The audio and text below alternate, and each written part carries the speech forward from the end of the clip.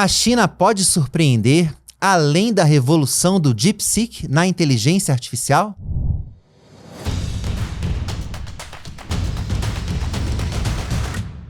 Salve pessoal, tá no ar mais uma edição do podcast Touros e Ursos. Eu sou o Vinícius Pinheiro e aqui do meu lado, de volta à bancada, está a Júlia Vilchen, editora-chefe do Seu Dinheiro. Como é que tá, Júlia? Tudo bem? Olá, Vini, tudo bem? Olá a todos os que estão nos ouvindo, nos assistindo no dia de hoje. Vamos hoje falar de China, né, Vini? Sim, um tema que as pessoas que acompanham a gente aqui no podcast nos cobram há algum tempo. E a gente trouxe um convidado muito especial para essa edição do Touros e Ursos, que é o Sia-Hua Cheng. Ele é vice-presidente do Bank of China e professor associado de finanças na Fundação Getúlio Vargas. Seja muito bem-vindo, Cheng. Obrigado, muito obrigado pelo especial, né? Com Obrigado, certeza. E é especial porque tem muita coisa acontecendo com a China e nos mercados, em particular nessa semana. Mas antes da gente entrar aqui no tema dessa edição, já peço para você que está acompanhando a gente para curtir esse episódio. Assim, os algoritmos, a inteligência artificial entende que esse conteúdo é bacana e leva para mais pessoas. Aproveita também para seguir aqui o canal do Seu Dinheiro no YouTube para ficar por dentro de tudo que a gente posta aqui, inclusive os episódios do Touros e Ursos. Lembrando que o programa também está disponível nas principais plataformas de áudio, incluindo o Spotify e o Apple Podcasts. Bom, vamos aqui apresentar aqui a arena do programa de hoje, porque nessa semana o mercado foi surpreendido com o anúncio do DeepSeek, da DeepSeek, né? A startup chinesa abalou as gigantes que atuam no mercado de inteligência artificial ao apresentar um concorrente do ChatGPT que praticamente ali, em alguns pontos, superando o aplicativo, a ferramenta da OpenAI. E o mais incrível é que com uma fração dos investimentos que foram ali aplicados nesse tipo de tecnologia. Bom, e esse não é o único caso. A gente está vendo, né, enquanto a gente estava vindo aqui gravar a edição dessa semana, houve o anúncio também ali do Alibaba, que também anunciou uma ferramenta com uma capacidade ainda melhor que a da DeepSeek.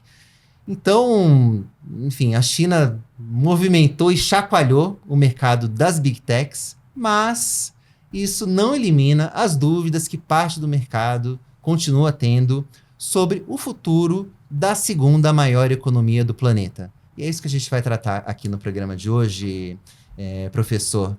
Então, eu queria começar falando um pouco do DeepSeek, que é o grande tema do momento, provocou aí um derretimento das ações de tecnologia lá nos Estados Unidos, em particular ali a NVIDIA. E não vou entrar muito na seara da tecnologia aqui, não. Eu queria falar um pouco mais do ponto de vista ali econômico e geopolítico. E a minha primeira pergunta seria se o DeepSeek coloca a China na vanguarda da inteligência artificial, ou se esses anúncios, incluindo do Alibaba, se tratam de casos isolados, na sua visão. Obrigado pela pergunta. Eu acho que esse episódio do DeepSeek mostra claramente que a China tem sua capacidade e autonomia de criar, de fazer inovação, de ter um ecossistema já razoavelmente maduro, de capaz de fazer não só a questão de hardware, mas também a parte de software, que muitos analistas, muitos pesquisadores sempre tiveram dúvidas sobre essa questão de capacidade de fazer o software. Esse episódio de DeepSeek mostra claramente que a China surpreendeu, tem a sua capacidade de fazer o cálculo, você tinha falado da forma como o algoritmo consegue administrar e aproveitar o máximo de hardware para produzir esse modelo de grande linguagem que ajuda a resolver e aplicar inteligência artificial. Então, esse é o grande diferença, né, do que era esperado e que a China consegue mostrar. E sem dúvida que a questão do custo, eu acho que isso chamou muito mais atenção.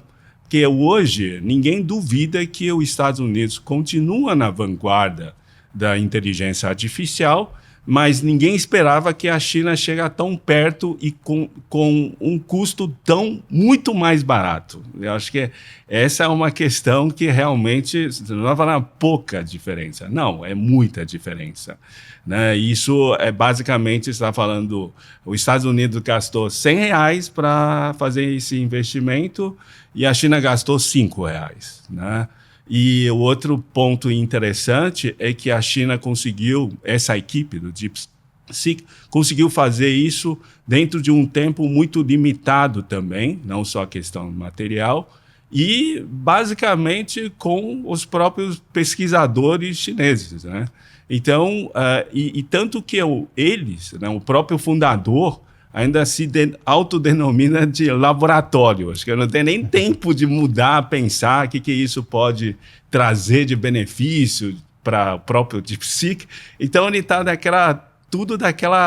questão inicial ainda. E isso mostra claramente que inteligência artificial não precisa usar chips de muito alta capacidade, né, de uma baixa capacidade, mas uma boa combinação com software, também capaz de fazer esse modelo de grande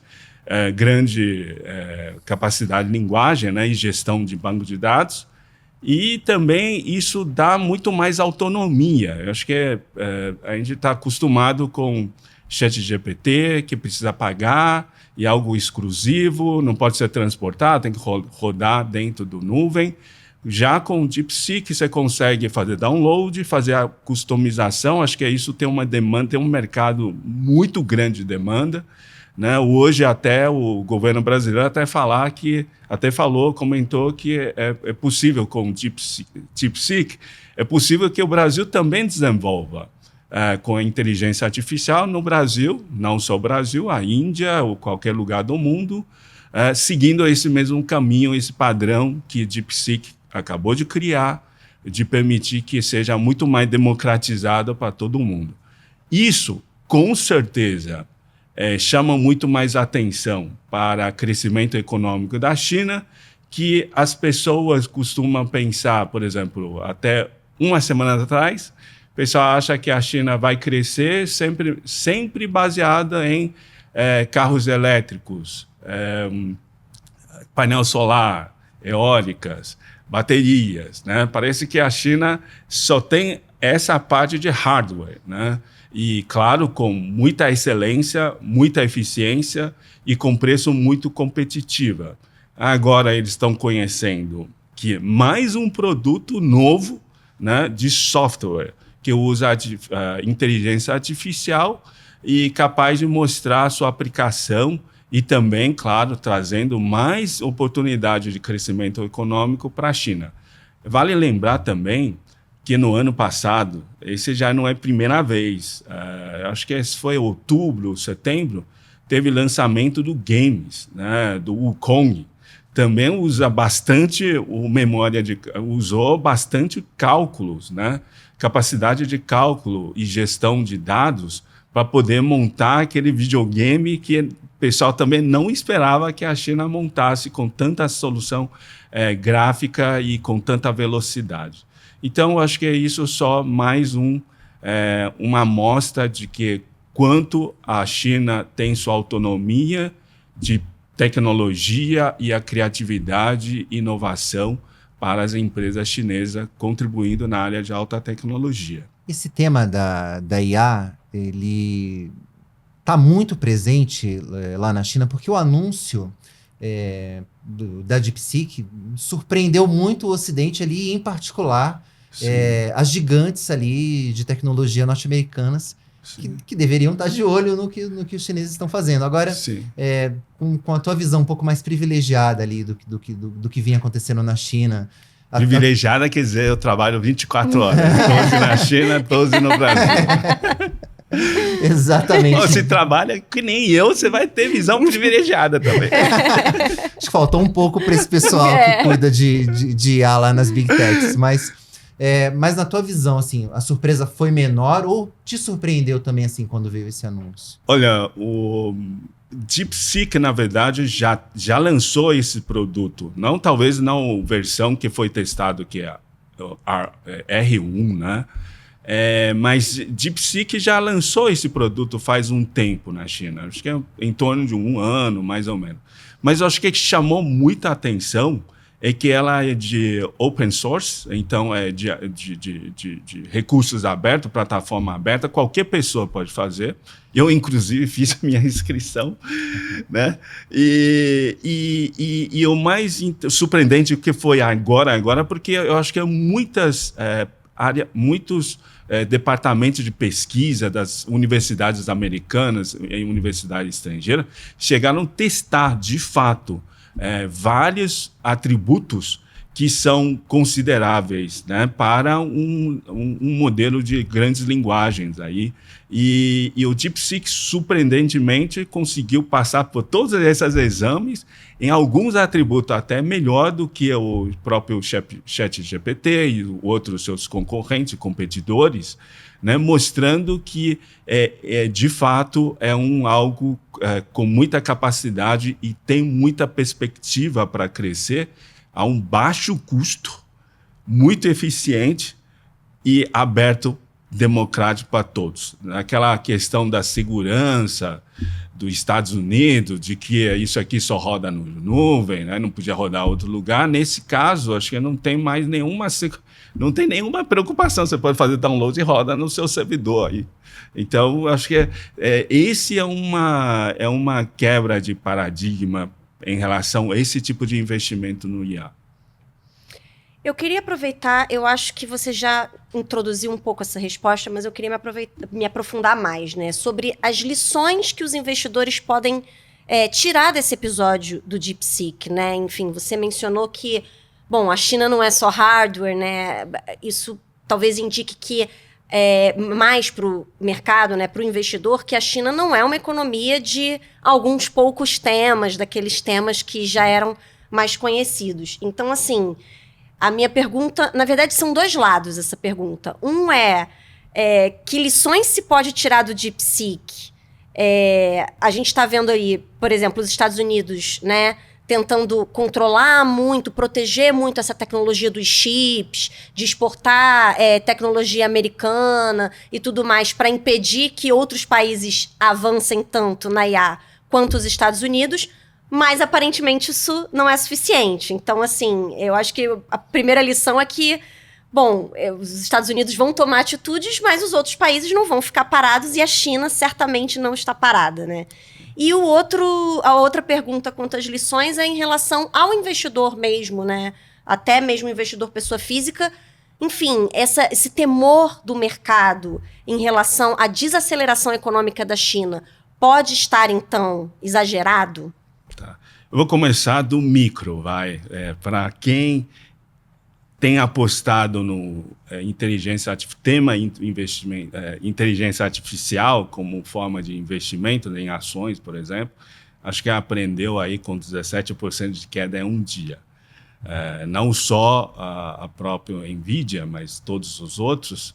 É bom lembrar que só não caiu mais porque as bolsas chinesas estão todas fechadas.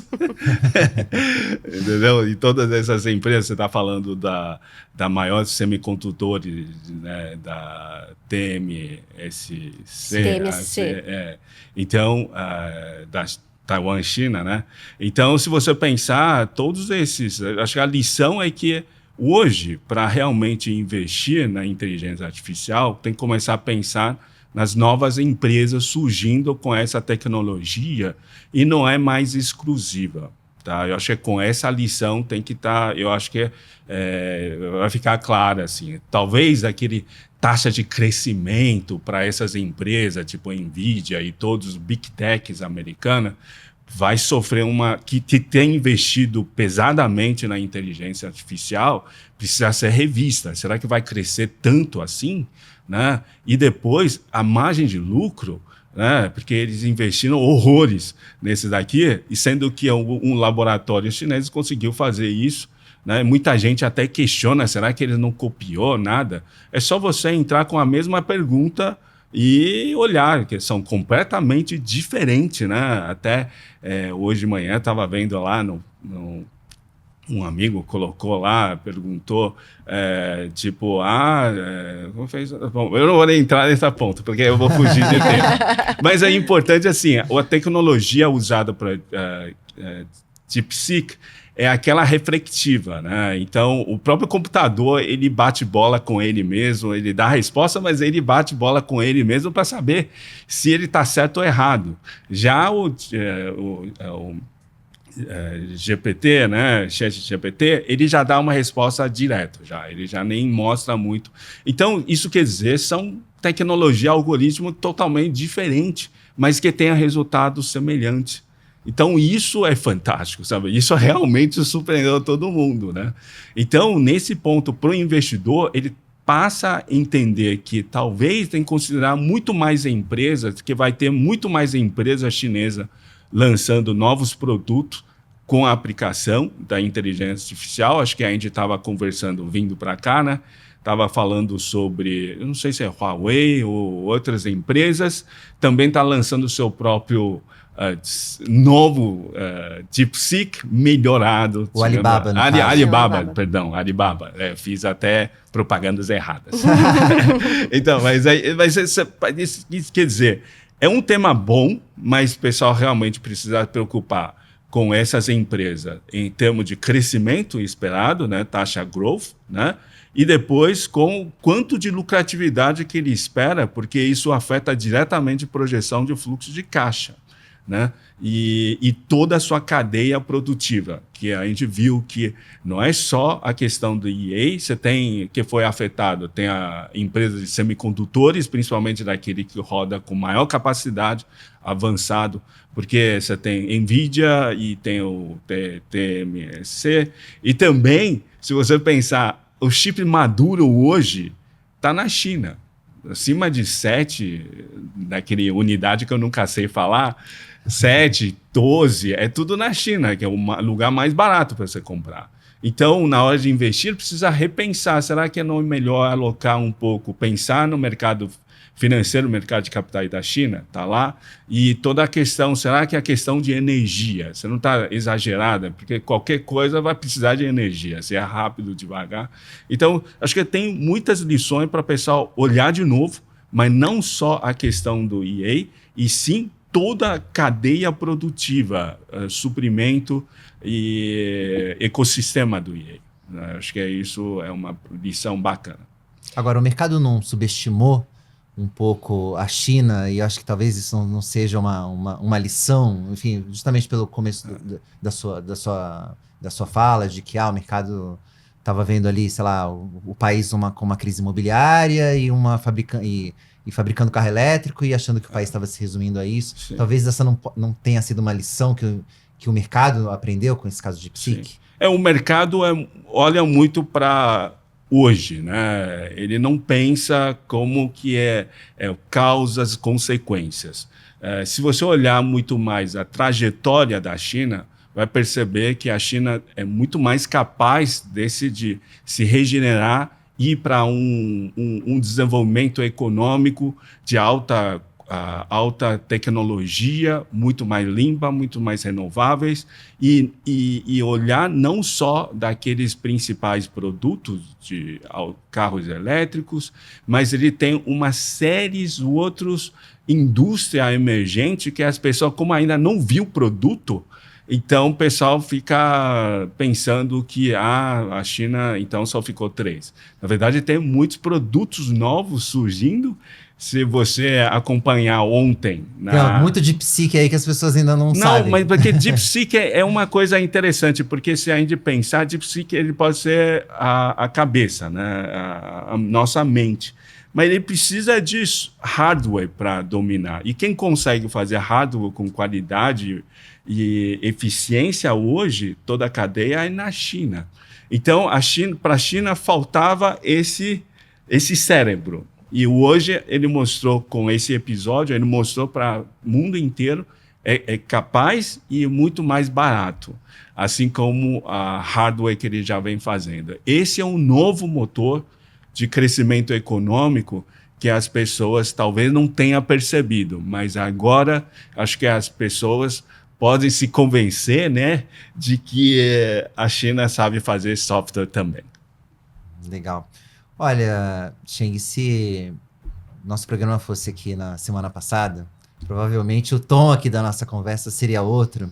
Mas, enfim, porque até então a gente viu a China como, de forma certa ou errada, né? Assim, o mercado e os analistas viam a China numa situação muito mais na defensiva, ainda mais depois da vitória do Donald Trump nas eleições lá nos Estados Unidos.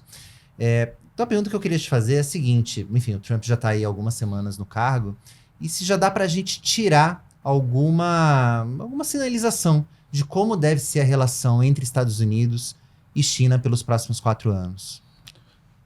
Eu acho que prever o que o presidente Trump quer fazer nos próximos 4 anos é uma coisa muito difícil. Nos próximos 4 dias eu acho que já seria difícil. 4 dias e olha lá, né? Dizem os jornalistas que com Trump como presidente eles têm que ficar 24 horas, né? Sim.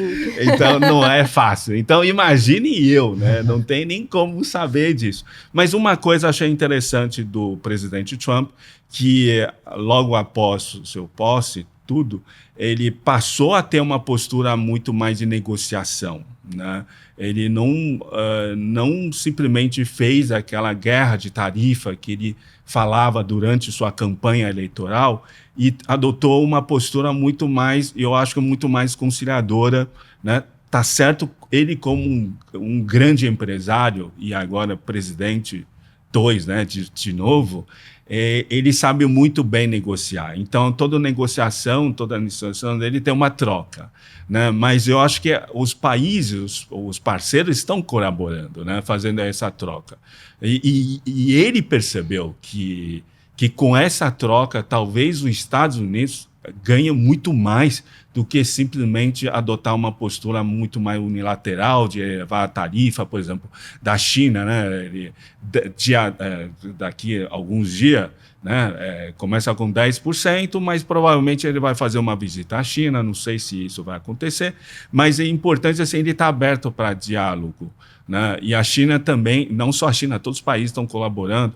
Então, pelo que tem feito, eu espero que a relação seja muito boa, de aberto, de transparência e que ambas partes façam seu comprometimento e que constrói uma relação de ganho-ganho. Tá? Até esse momento me parece muito favorável. Está melhor do que se esperava antes, dá para vir mais. Sim. Ele tem uma retórica agressiva, mas chega na hora H, sim, mais postura de negociação, né? Sim, mas isso eu acho que é normal, né? Em qualquer negociação, mesa de negociação, né? Tem primeiro daquelas ameaças e depois realmente na hora de ver, porque o pessoal quer ver resultado, né? E o fato de Estados Unidos tem essa postura já, né? A pressão inflacionária está bem menor, né? A questão de taxa de juros pode ser que hoje é super quarta, né? Tudo mais.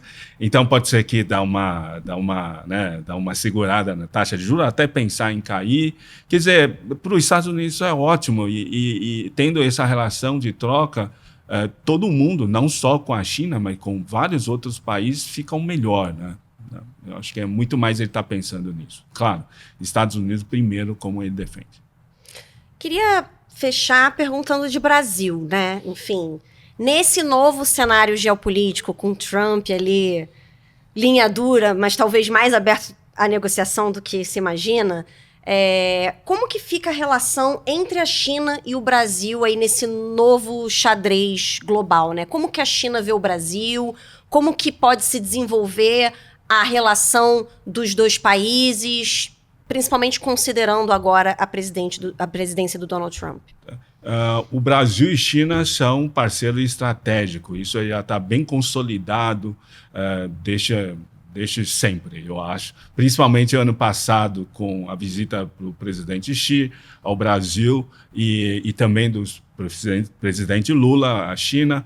Eu acho que a relação é muito estratégica e consolidada. É só ver o balanço comercial. Agora, o que está acontecendo hoje, né, é o próprio Estados Unidos, que na verdade é um concorrente, é um competidor direto do Brasil, né? Por quê? Porque na sua pauta de exportação americana tem parte agrícola, agronegócio, energia, tem vários commodities, na verdade são competição do Brasil. Então, eu acredito que o Brasil precisa acompanhar muito mais o que está acontecendo, como vai essas negociações dos Estados Unidos com seu parceiro comercial, não só com a China, com a Europa, com países árabes, porque eu imagino que não dá para olhar só para a China, porque eu imagino que os Estados Unidos devem olhar, bom, eu tenho os 3 grandes blocos para negociar. Se um dá muito certo, o outro dá uma reduzida. Ou um dá muito ruim, então vou ter que compensar no outro. Ele tem um média final aí, o resultado final, que os americanos gostam de chamar de bottom line, né? Bottom line é esse, certo? Agora, quem que vou conseguir, aí ele vai ter que ir negociando. Por isso que eu acho que o Brasil vai precisar olhar muito mais para esses resultados da negociação, né? Porque hoje os Estados Unidos está tomando frente dessa negociação proativa e forçando seus parceiros a comprar seus produtos. Ele não está deixando espaço. Porque ou 10 ou 60, por exemplo, no caso da China, né? Então, fica difícil de argumentar com o presidente Trump. Eu acho que e mesmo para a Europa, né? Você compra meu gás, compra minha energia, petróleo, você vai ter problema aí com você. Então, assim, é um pouco mais difícil, mas eu acho que o Brasil e a China têm suas relações excelentes, e com certeza também vai encontrar continuar essa parceria. Agora, algumas iniciativas como a negociação entre os dois países em yuans ou em reais, enfim, com uma moeda que não fosse o dólar, né? Como chegou a ser levantado, essas iniciativas podem ser, enfim, ficar um pouco de lado diante de uma pressão ali dos Estados Unidos, por exemplo? Acredita nessa possibilidade? Ou... Eu penso o contrário. Eu não sei por que eu penso o contrário. mas talvez porque eu trabalho, né, no Bank of China. Não é verdade. Mas se você pensar, esse comentário do presidente Trump, ele mostra claramente que realmente precisa moeda de substituto. Ele mostra justamente o contrário. Né? Porque justamente por causa desses moeda alternativo, euro, renminbi, moeda do BRICS, moeda do Mercosul, o que for, é justamente por causa dele que possibilita que os Estados Unidos não tenha tanto poder de negociação. Porque, no final das contas, pensa assim, não vai poder usar dólar para fazer trade internacional, mas você tem outras moedas para continuar fazendo, o mundo continua mesmo sem dólar, mas você precisa ter moedas alternativas. Eu acho que nenhuma dessas moedas alternativas pensa em substituir dólar, isso tem que estar claro, mas não dá para viver sem essas moedas alternativas como plano B, né? Que a gente no Brasil a gente gosta de plano B, certo? Plano B, plano C, porque se um dia não der certo o plano A, eu tenho um plano B, né? Quer dizer, isso também é uma ficha de negociação. Não, a ameaça do Trump, na verdade, tem um efeito oposto. Contrário. Eu particularmente, acho o contrário, justamente o contrário. Para mostrar a importância de você ter o plano B. Bom, tá certo. Acho que agora a gente pode passar para o bloco dos touros e dos ursos. Você vai pensar minha cola aqui. Isso, já pensa aí, professor, no seu touro e no seu urso. Eu vou explicar para as pessoas que estão acompanhando a gente aqui pela primeira vez. Também vou relembrar aqui, para você que está vindo pela primeira vez aqui no nosso programa, que os touros são os destaques positivos, né? No jargão do mercado, os touros, né? Quando a gente fala do mercado dos touros, é um mercado em alta, que está subindo. Então, a gente apelidou aqui os touros, aqueles nossos destaques positivos. E os ursos, ao contrário, são aqueles que estão em baixa, numa fase mais difícil. E lembrando sempre que o touro de hoje pode ser o urso de amanhã e vice-versa. O mercado é cíclico, então a gente também não tem nenhuma perseguição a ninguém quando a gente coloca, por exemplo, alguém numa posição de urso. Ele não é urso, ele está urso, e o mesmo acontece com os touros. Vou mudar um pouco a dinâmica no programa. Geralmente a gente começa com um convidado, mas eu vou passar para você, Júlia. Eu vou começar com você hoje. Vou te dar mais um tempinho para pensar aí, Shane, enquanto a Júlia vamos falar aqui dos nossos ursos. Diga aí, Júlia. Então, Vini, eu ia escolher como urso da semana a Vale, porque saiu um relatório do CIT, justamente muito pessimista em relação ao crescimento econômico da China e falando de como que isso podia afetar negativamente a Vale. E a ação até caiu no dia e tudo mais. Mas depois a Vale soltou lá o relatório de produção, que não foi incrível, mas também não foi ruim. Então eu pensei, na semana em geral a Vale tá subindo, então eu pensei, não é um urso, muito urso. E ainda bem que eu não escolhi, porque depois de tudo que a gente conversou aqui, talvez fosse um urso que ia envelhecer muito mal, né?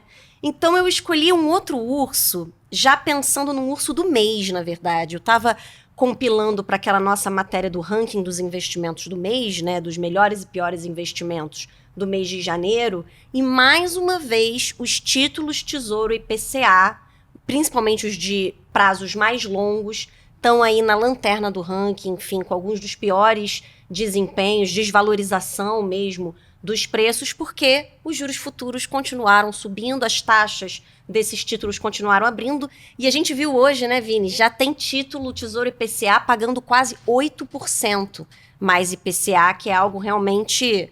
Quando estava em 6, a gente já estava A gente já estava achando que interessante esse retorno, deu 6%, 7% mais IPCA, agora está quase 8% mais IPCA. O que, assim, para quem comprar e levar até o vencimento, talvez até realmente seja bom, né? Assim, esperando que o Brasil não vai implodir até lá, 8% mais IPCA é uma senhora rentabilidade. Mas isso só indica a deterioração realmente do cenário fiscal e do cenário de inflação brasileiro, né? E de quanto o mercado está pessimista, enfim, a gente não tem tido notícias positivas nesse sentido. Então, eu acho que isso está se refletindo mesmo aí. Mesmo com a alta da Bolsa e a queda do dólar nesse mês, a gente ainda viu os juros futuros subirem e ainda viu os títulos Tesouro IPCA se desvalorizando bastante. Então, por causa disso, eles são o meu urso da semana e de janeiro também. É o fundo do poço pro Tesouro Direto ali, principalmente para os títulos do Prez e Tesouro IPCA, parece que não tem fim mesmo, né? E fundo do poço é que é o contrário, né? Porque as taxas estão subindo, né? Então, o céu parece ser o limite para essas taxas. Bom, vou falar o meu urso agora. A gente estava conversando fora do ar aqui, o professor Cheng me deu uma cornetada quando eu falei que eu ia dar esse urso aqui, mas eu vou manter aqui, Cheng. O meu urso vai ser para VEG. E eu gosto de dar às vezes um urso para quem não costuma ser muito urso e um touro para quem não costuma ser muito touro. E a VEG, não faz muito tempo aqui, foi nosso touro também da edição. E não é à toa, né? A VEG é uma das grandes empresas da B3, já ultrapassou a Vale. A gente, né, quando a gente fez aqui, mencionou a VEG como touro da última vez, foi porque a VEG havia se tornado a terceira empresa mais valiosa da B3. E não é à toa, é uma empresa, um grupo espetacular. A gente brinca que a VEG ganha em todos os cenários, enfim, parece que vai fabricar o motor do reator da guerra nuclear, assim, né? Incrível, os caras estão em todas, né? Quando tiver o apocalipse, só vão sobrar as baratas e a VEG. A gente brinca lá na redação. Mas, nesse caso do efeito do furacão de psique, a VEG foi a ação brasileira aí que acabou sendo arrastada e registrou um tombo de quase 8% no pregão de segunda-feira, no fatídico pregão de segunda-feira. E por quê, né? O que a VEG tem a ver com o DeepSeek? Né? Entre outras coisas que a VEG fabrica, estão ali os geradores que são usados em data centers, onde estão hospedados os computadores de última geração que rodam as aplicações de inteligência artificial. Então, o mercado começou a se questionar, poxa, com o DeepSeek, já que o DeepSeek faz a mesma coisa que o ChatGPT, usando bem menos capacidade de computador, será que essa demanda por data center vai ser tão grande assim? E, por consequência, será que vão precisar de gerador de energia, da VEG na mesma magnitude que a gente estava imaginando até a semana passada? Diante dessa dúvida, o mercado, né, em momentos assim, o mercado não reflete, vende primeiro para depois chegar a alguma conclusão. E a gente até escreveu sobre isso lá no Seu Dinheiro, e a conclusão, da maior parte dos analistas, eles continuam bastante otimistas com a VEG. Então... A VEG não é uma tese só de IA, nem só de energia limpa, né? Ela tem vários negócios. Exatamente. Então tem toda a questão do carro elétrico, tem essa eletrificação da economia, que parece ser uma tendência também sem volta.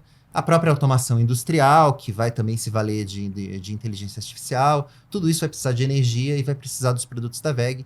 Então, para muitos analistas, essa queda acabou abrindo uma oportunidade de comprar a VEG um pouco mais barato. Lembrando que esse papel é caro, é um dos papéis aí que estão caros na Bolsa. Mesmo com a queda recente, acumula uma valorização de quase 70% na B3 dos últimos 12 meses. Mas, nessa semana específica aqui, a VEG leva o meu urso. Agora sim, Shen, vou passar para você aqui, para você falar qual é o seu urso dessa edição. Tá bom. Bom, eu espero que Citibank assista nosso podcast, por favor, né? Quem sabe eles reconsideram. Bom, eu vou falar sobre... Eu não vou falar nenhum produto, nenhum ativo, mas eu vou falar da indústria. Eu acho que o urso da semana deve ser a indústria de inteligência artificial americana mesmo, né? Que... teve esse ajuste de expectativa, taxa de crescimento, e agora estão, essa semana, acho que a próxima semana deve ser os Big Techs, que investe muito em inteligência artificial, deve estar soltando o resultado do último trimestre, ano, tudo.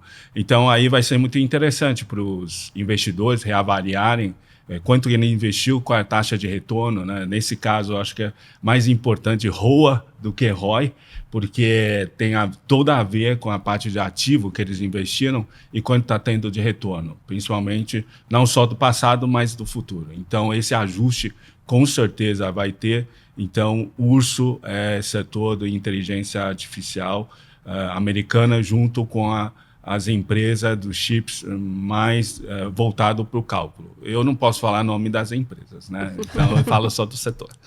Não, tá certo, mas acho que realmente merece um urso em conjunto, as Big Techs ali, e essa indústria. Americanos, né? Sim, americanos no caso. Enfim, tem gente que vai assistir, vai acompanhar as teleconferências de resultados dessas empresas com balde de pipoca, né? Assim, assistindo de camarote realmente nesse momento. Eu acho que elas vão entrar nessa temporada, devem apresentar bons resultados, mas devem entrar sob pressão para tentar mostrar qual vai ser o caminho daqui para frente, com certeza. Enfim, então, com certeza vale esse urso. Bom, mas vamos virar aqui o lado agora e falar dos touros, dos nossos destaques positivos dessa edição. Também vou passar para você aqui, Júlia, falar do seu touro. O meu touro vai... Seguindo a sua filosofia aí para a escolha da VEG, eu escolhi como touro também, né, um indicador que não tem sido touro, né, nos últimos tempos. Eu escolhi o Ibovespa como touro, não só da semana, um touro do mês também, pensando aí nos melhores e piores investimentos do mês de janeiro, porque deve fechar o mês como um dos melhores investimentos. Ali no pódio, talvez no segundo ou terceiro lugar, o Bitcoin deve ficar em primeiro lugar novamente, né? E está acumulando até agora o Ibovespa aí uma alta de mais ou menos 3% em janeiro, se recuperando aí, né, do grande tombo do final do ano passado. A gente também está a gente teve uma falta aí de notícias locais, né, que pudessem melhorar a situação, mas também que pudessem piorar ainda mais, né? Então, férias em Brasília é algo que às vezes faz o Ibovespa ficar mais calmo, realmente. E a gente viu um ajuste técnico, realmente, né? A Bolsa, para o investidor estrangeiro, ela ficou muito barata, né? Com o tombo aí recente do fim do ano. A gente teve também uma depreciação cambial muito grande, então a gente está tendo o Ibovespa em dólares, né? Tá barato, e a gente viu aí, com isso, uma entrada de mais de 3 bilhões, quase 4 bilhões de dólares, né, em investimentos estrangeiros nos mercados brasileiros aí ao longo desse mês. Então, a gente viu, inclusive, o dólar, né, o câmbio dá uma aliviada também nesse mês. Como eu falei, os juros não aliviaram, mas bolsa e dólar aliviaram. Então a gente está vendo aí um ajuste técnico aí que para o gringo realmente ficou barato o nosso mercado. Os ativos brasileiros ficaram depreciados demais depois do grande pessimismo do fim do ano. E também tem esse início de governo Trump aí mais brando do que era esperado, né? Enfim, os mercados emergentes ficaram muito temerosos, né, antes do Trump assumir. Mas até agora, como a gente já conversou aqui, não vieram logo de cara tarifas draconianas. Então, isso dá uma certa aliviada também para os ativos brasileiros. Então, por isso, o Ibovespa vai ser o meu touro aí da semana, Vini. Acho que descompressão talvez seja a palavra descompressão. Que melhor define o desempenho do Ibovespa e do dólar nesse começo de ano. Shen, vou passar para você falar do seu Tá touro, certo. do seu destaque positivo aqui. Tá certo. Eu acho que merece olhar a Bolsa de Valores da China. Tá? Eu estou falando de Hong Kong, estou falando de Xangai, Shenzhen, porque a gente fala muito, investe na Big Tech, né, alta tecnologia, mas investe o quê? Eu percebo, com esses DeepSeek, a gente pode ver melhor, tem o setor de 6G, que é de telecomunicações, que a China está liderando nas produções de produtos, e robôs industriais e robôs de varejo, né? Então, de consumo. Eu acho que são temas que as pessoas não estão usando, não têm a ideia que esse vai ser realmente grande área, porque eles são produtos, né? Que as pessoas vão poder ver. E antigamente a pessoa não tinha tanta ideia, porque tanto o 6G quanto o robô, ele precisa de um gerenciador, precisa ter um software. E DeepSeek mostrou que a China consegue fazer esse software, fazer toda essa gestão. Então, acredito que é uma boa hora de as pessoas olhar para 6G e robôs. E por que a Bolsa da China? Porque só na Bolsa da China tem essas ações, essas empresas, né? Lembrando que se você pensar DeepSeek e o Kong, o game, o ecossistema está em Hangzhou, está no Shenzhen, que é justamente a área onde está todo o ecossistema, está atraindo milhões de pessoas, as pessoas extremamente qualificadas de investir nessa área. Então, eu acho que para a perspectiva para frente é muito boa. E ao contrário das Big Techs americanas, a bolsa chinesa ela está relativamente mais barata também. Então... Muito mais barato, muito mais barato, muito mais barato. É mais barato até, inclusive, que do Brasil. Uhum. Então acho que realmente, no mínimo por esse aspecto, as pessoas deveriam estar... Vale a pena pensar, né? Eu acho que os investidores precisam pensar um pouco. Hoje, os investidores brasileiros são muito mais global, não é muito mais só no mercado local. Ele investe nos Estados Unidos, na Europa, também agora merece China também. Não, legal. Bom, deixa eu encerrar então o bloco dos touros aqui, para falar do meu, que vai para a JBS. Né? Assim, se de grão em grão a galinha enche o papo, a JBS, de aquisição em aquisição, vai formando aí um verdadeiro banquete com seus produtos. A multinacional brasileira de alimentos anunciou nessa semana uma aquisição bilionária da empresa Mantiqueira, que é a maior produtora de ovos da América do Sul. A JBS comprou metade ali do capital votante da empresa, que foi avaliada como um todo em 1,9 bilhão de reais. É uma aquisição grande para a JBS, é pequeno, porque a JBS é enorme, mas é uma aquisição bilionária. E, mais importante, marca a entrada da JBS nesse mercado. A JBS estava em... Tudo. Estava em tudo, mas assim, a gente até fala assim, quem vem primeiro, né, o ovo ou a galinha? No caso, a JBS veio primeiro a galinha, porque eles tinham ali já nessa produção, né, de frango e tudo mais, mas não estavam ainda nos ovos, e agora com a entrada ali da Mantiqueira, um investimento grande, porém não tão grande assim para a JBS, mas muito estratégico para a empresa, e estando ali debaixo da JBS, com a capacidade de distribuição que ela tem, e lembrando ainda que o ovo ainda ganhou um status também de alimento saudável nos últimos tempos. Então, e maromba, né? Exato. Eu não sei como ninguém fez uma piada com aquela... Graciane Barbosa. Com a Graciane. Ela tá no BBB, né? Então já seria a garota propaganda ideal para a JBS. Perfeito, exatamente. Olha, já fica aqui a dica pro pessoal de marketing da JBS e da Mantiqueira. contratar aí a Graciane para fazer a propaganda. Mas enfim, fica aqui o meu touro para JBS. Que o touro para JBS também é até um... Eles já são donos da Friboi, né? Então fica aqui só o simbólico aqui, o touro para JBS. Mas eu queria encerrar aqui com um touro especial. A gente sempre fala de alguma coisa, Xengui, que na maioria dos programas dá um touro aqui, fazer uma homenagem, falar de alguma coisa que está fora do mercado. Eu acho que o grande destaque dessa semana foi o anúncio da volta do Neymar para o Santos, né? O maior jogador brasileiro da última década, pelo menos, o craque. Rescindiu o contrato lá com o Al Hilal dos Emirados Árabes.